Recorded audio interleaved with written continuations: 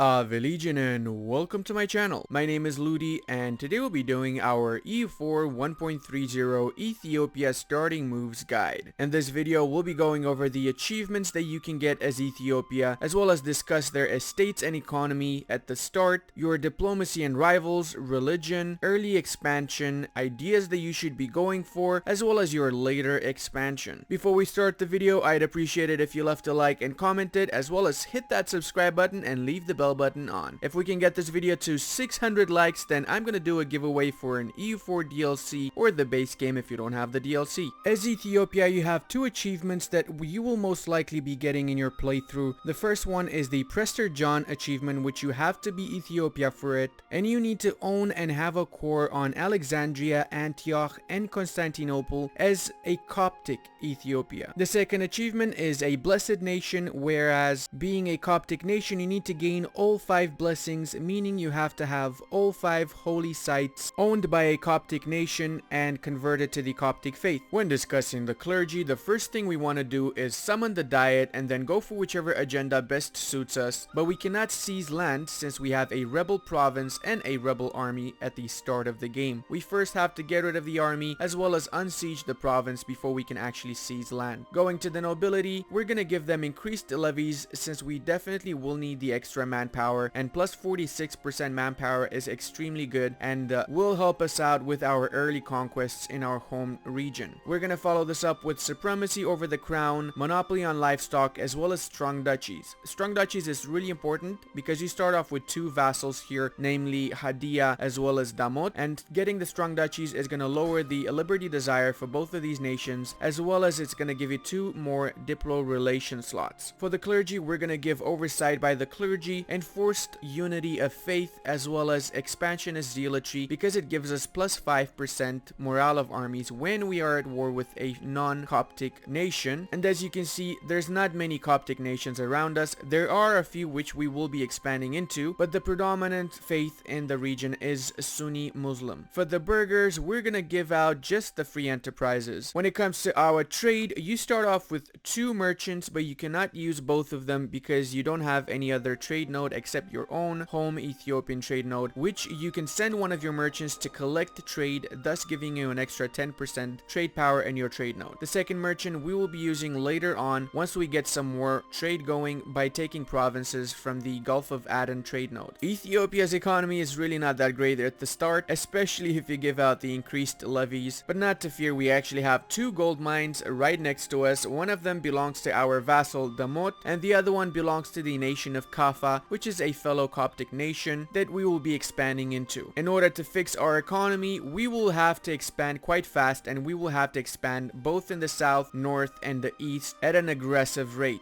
When it comes to your allies and rivals, Ethiopia is in a bit of a pickle, seeing as being one of the very few Coptic nations in the area, you're not going to have many ally opportunities. You will be able to ally most of your starting Coptic neighbors and fetishist neighbors, but I don't recommend allying any of these since you want to eat up exactly all of these provinces within the next 10 to 15 years. If you get rivaled by Adal and Ajuran, Marehan almost always will be available as an ally, so I recommend going for that as it balances out everything else. Speaking of your rivals, if you get rivaled by Adal, then you will only have Adal available as a possible rival. If Ajuran rivals you as well, then you have the both of them available as rivals. Once you do take over your entire Ethiopian home region and you get a bit bigger, you'll be able to rival the Mamluks and other nations in the Arabic Peninsula. And once you discover the European nations, you'll be able to ally a lot of the major European powers, which will be more than happy to ally enemies of the Ottomans and Mamluks. One very notable ally would be Portugal, which even triggers an event if you get high enough relations with them. When it comes to religion, Ethiopia starts off as a Coptic nation, and you have the option of converting to either Judaism or to Sunni Islam should you wish to. If you convert to Sunni Islam, it's going to make it a lot easier getting allies in the Middle East and pretty much all around you. But if you convert to Judaism, you have -5 unrest in all of your provinces, which is quite decent. However, I recommend actually staying as a Coptic nation, seeing as the Coptic faith has a really cool mechanic, whereas if you own all 5 of your holy sites, then you have 5 blessings for your nation. Now at the start, you do own one of the holy sites, namely Aksum, which belongs to you, but you can also get access provinces to Kasr Ibrim, which belongs to Makuria, which is also a Coptic nation. So sometimes they converted themselves. If that happens, that is perfect because you can get the second blessing. If they don't do it themselves, you should do it for them after you annex them. Other Coptic centers include Antioch, as well as Alexandria, or in our case here it's called Iskandaria, the Muslim version of Alexandria, as well as Yerevan, which belongs to Karakoyunlu. Yerevan is a Coptic province, but the nation that owns it is not Coptic. As such, you don't get the blessing from it. In order to get the 5 blessings, all 5 centers need to be owned by a Coptic nation and need to be converted to the Coptic faith. Every time a new holy site is unlocked, you get 1 more blessing to choose from. The blessings that we do have available are yearly legitimacy, manpower recovery, missionary speed, core creation, as well as discipline. Now, what I do recommend when you start off as Ethiopia is to get core creation cost from your blessings, and later on I recommend going for either manpower recovery, discipline, or missionary strength, whichever you feel is best suited for you in that particular situation, with yearly legitimacy being the last one as it is the least important. Getting minus 10% core creation cost is great at the start of the game, since it's going to be a lot easier integrating the provinces of Adal as well as all of the southern provinces in our early game. You will have issues converting your lands. If you want to stay Coptic or if you want to go any other religion, you do have to convert your nation. And if you do stay Coptic, then you have to convert Shiwa, Ankober, as well as Angot. I would recommend putting the Enforced Religious Unity Edict in the provinces and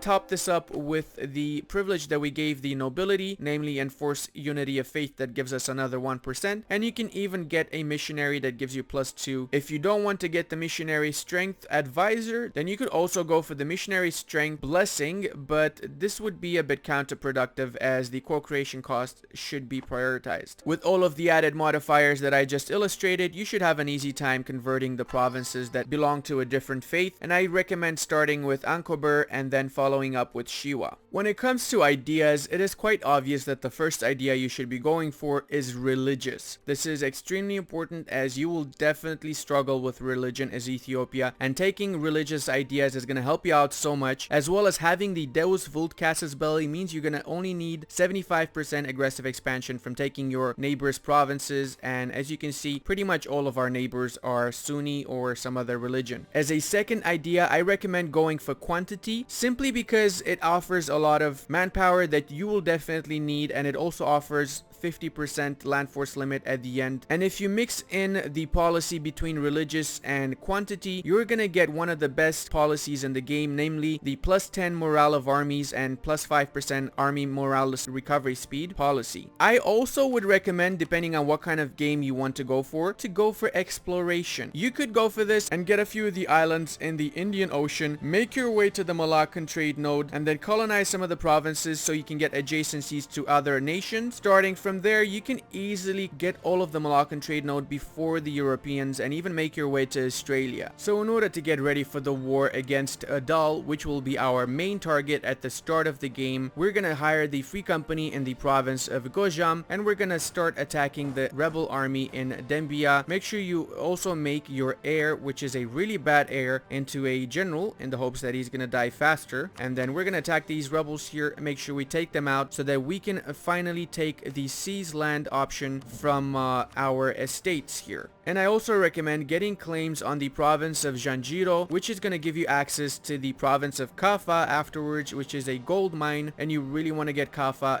the sooner the better, since your economy is not really doing that great. Most of the times Adal does ally Beja. Out of my 15 games that I did for this guide in order to test out the best option, almost 7 out of 15 they allied Beja. A lot of the times they do ally Yemen and Ajuran, but even if they do ally these nations, you should still have an easy time defeating them, simply because you can take their armies out one by one with your superior army. If you can call in Amarehan, do that, but I don't recommend doing it at the very start. They might take some of these provinces. It's recommended you call them in after you've finished securing these provinces and made sure they cannot take anything. Make sure you go for the take core, the Waro, and attack Adal. If you don't have a great heir as a general, you can get a first general simply because because your starting ruler is a beast of a human being. He's 655. I also don't recommend taking any advisors at the start. Focus on Adal with your own army, whilst your mercenary army is going to focus on Beja. You should be able to corner them and stack wipe them, and then simply carpet siege everything else around. If the enemy army is mainly dead by now, you should tell your vassals to siege down the enemy provinces, as that's going to help you siege everything down faster. If you attack fast enough, they might have very few units in the garrison, or if you're really fast, they might not even have their fort maintained. So if that's the case, then you can take the province in 1 month. Once you've fully sieged Beja, annex the whole country, make sure that you've co-belligerated them, otherwise you're going to get a lot more aggressive expansion that you'd like to be getting. And afterwards, we have a direct path to the nation of Makuria, which sometimes becomes Sunni, which is quite bad for us since it means that they're not going to be converting the holy site in Kasr Ibrim. And if that is the case, then we will have to get a claim and attack them afterwards in order to secure our holy site before the Mamluks try and snoop in. Remember to get the diplomat back after you've gotten your claim on Janjiro, and start making the claim on Makuria. So after you've secured the war, you can declare war on them whilst still being at war. If you annex the entire nation of Adal, you're gonna have issues with a slightly large coalition. If you take all of their provinces except for Harar, then you're not gonna have any coalition since only Adal will be joining it. With all of these new provinces secured, we're gonna core them up first, and then afterwards we can focus on the southern parts here since we want to get the gold mine and also want to secure our southern borders. After you've taken the new provinces from Adal, don't forget to collect trade from the Gulf of Aden. Whilst you're sieging the province of Janjiro, start building a spy network in Kaffa, so as whenever we finish sieging this province, we can directly get a claim on Kaffa, and in the meanwhile we are getting a claim on Welaita. If you were lucky enough to get Beja in the war with Adal, which a lot of the times does happen, make sure you do finish getting the claims on Makuria,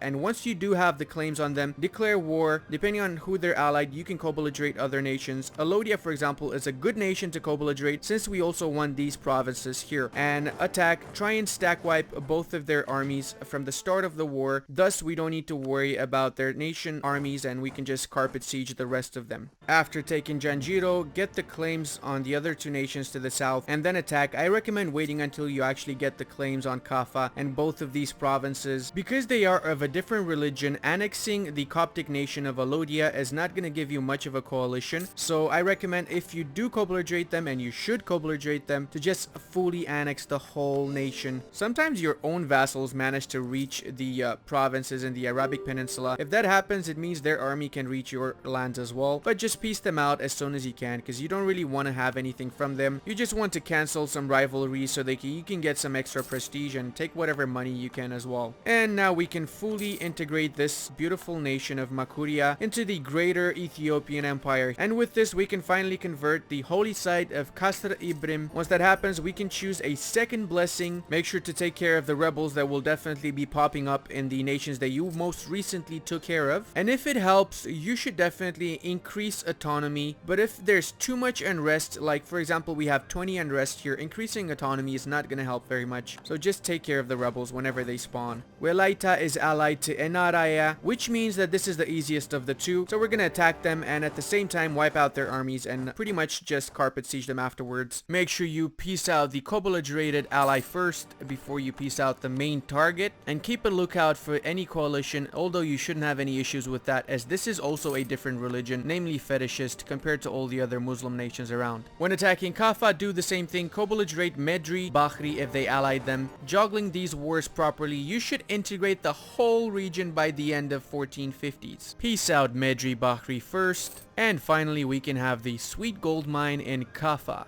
This will get us a coalition with Warsangeli, but that is nothing we cannot deal with. Core up everything and we should start integrating our vassals. Make sure you have enough relations by 1454 to start integrating them. After getting Kaffa, you should put the edict encourage development and start divvying it up as much as you can. Even if you waste a lot of highly valuable production points, you need this, and you need this fast. Make sure you lower autonomy as well and kill off the Kaffans after they rebel. This is simply because you need a strong economy, and this was is going to give you 5 gold just from this one province. At the same time, remember to also start integrating your vassals, so make sure you have the relations with them to integrate them. You need to do this as fast as you can, and also get claims on Dongola and take them out after you finish the war and your country is a little bit more stable. I also wish you a lot of luck, because in a lot of my runs, the Mamluks have declared war on me around 1460. This is why it's vital that you unify your provinces by the 1450s. After you've reached the border with the Mamluks and you've taken care of Gondola as well, your expansion path should be to the south. Make your way into Africa and you have 5 gold mines sitting right next to you in Mutapa and Kilwa. Expansion north is also highly important.